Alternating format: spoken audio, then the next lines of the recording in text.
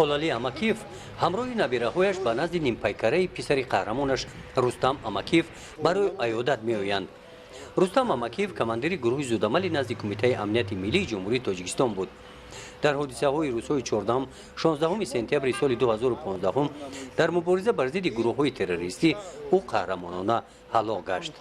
وقتی که ما روز هیکل‌کشایی در همینجا سروزیر همینجا بود و چی کرد، ما گفتم خودم تیارم در همین 6 سال برای حمایت وطن ما تیارم. ما 100 جان خدا در وقت که در پیش جناب عالی پرزیدنت محترم دا گفتگو داشتیم، ما گفتم که جناب عالی بچه ما یاتش پالکون و عبدالولی اماکیف در روی وطندوستی خدمت کرده است. با ما آینده روزیم که همین نبیره ما گفتم با روی وطندوستی روی حربی در برام بخونم. آینده ما چیه؟ آینده ما وطن حمایت کردن، خواندن، کسب آموختن، این در استقصاد کار کردن. اما که خلالی درباره قهرمانی پسرش رستم به نبیره‌هایش نقل میکند. رستم جان خود را برای نگاه داشتن تنجی و آسایشتگی مردم در وطن از دست داد. همین شاعرها و نویسنده میگن طبیعتاً همین شاعر میشوند بی زحمت هیچ کی شاعر شده نمیتوند. با همینجا یک کس اساس میشود، یک کس مثال با همین تربیت میکنه که بچم همین چیزا تو دوست میداری همین رو بره. کسب آموختن همین که باید بچه دل میتد دل چی میکند، البته همین کسب مثال بگیم که پدر مادر در دل او بیدار میکند. همین تربیت اویله و بسته منه. البته باید بی اویله یگان کار کردن نمیشود. بی نظارت اویله، بی گفتگوی اویله یگان چیز نمیشود. البته تربیت ای پدر مادر سر میشود. رستم در اویله معلم تربیت یافته به کمال رسید. در اویله فرزند کلانی بود. او با خواهش خودش و راضیگی مادرش به مکتب حربی رفت. پدر و مادر سر راه انتخابی او نگشتند.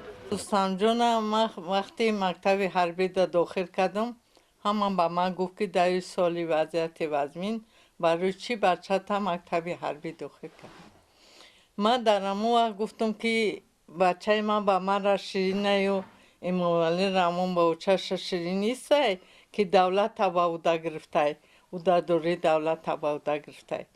بعد ایامو سال رستم جانی من بعد 1 سال خط مکتب حربی برای زن رفت. ما فرزندم برای وطن دوستی، نه اینکه ما باید همه مادر همی کار کنه، همه مادر فرزندش روی نیک وطن دوستی خدمت وطن ده بخونونه، حمایت کنه وطن چخ بستن. اویله اماکیف در شهرک واسه در کوچه دوشنبه زندگی میکنند. خانه آنها خاکسارانه است. رستم در محیط همین کوچه به این خانه به وایه رسیده است. خودش گفت که اوچه جان برای چی مرا رستم نموندی؟ ما باید به وطن خدمت کنم، برای حمایت وطن، برای وطن دوستی، برای آدم دوستی، برای ملت شد دوست داشتن خواند بالای وظیفه شد. خیر روزی او را خداوند همین قکده است، از دنیا رفت. ما به همه شکرانه میکنم. هر یک شهروند وطن میگه، ملت میگه. اگر شهروند ملت وطن دارد، همه وقت باید درباره نگاهبینی وطنش چه باشد. وقتی که اگر ما ای واسطه تلویزیون و رادیو چو میشنویم که سوریه دا ایخه، سوریه دا دمکشی، افغانستان 60-70 ساله آرامی نیست. کوچه گردی تنج نمیگردن، مسجد تنج نمیروند. ایروی همون شیده که وطن ما تنج سوزه. البته باید هر یک شخص باید نسبت به وطنش دلسوزی داشته باشه، فرزندش برای وطن دوستی البته باید بگیم که تربیت کنه. این حجره مادرش است. رستم وقتی که به عیادت والدانش می آمد همراه آنها همین جا می نشست. او پدر و مادرش را دوست می داشت و به قدر آنها می رسید. این تربیت را در اویله گرفته بود. اگر که رستم هم بین ما رفته باشه 100 بار شکرانه با دارم فرزندم خدمو نیکی با صدا کارکنان حکومت بالای سری من در چختن مادر گفته روبر دولت، روبر حکومت، این روبر نوحیه خودمون موسی غفورов اموالی رحمان در پلونی ما بسیار چختی سودن. امی مادر وری ما امی ارگوتی روبر نوحیه را میبینیم موسی غفورov میگم بچم اومد.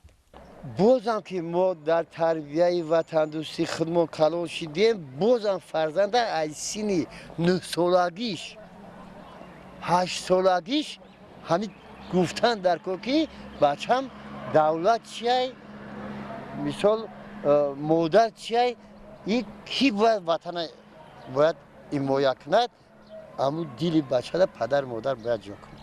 خلالی اماکیف نابغه‌هایش را هم در روحیه وطن دوستی تربیت می نماید. او آرزوی آن را دارد که نابغه‌هایش هم مثل پسرش رستم اماکیف در خدمت وطن باشند.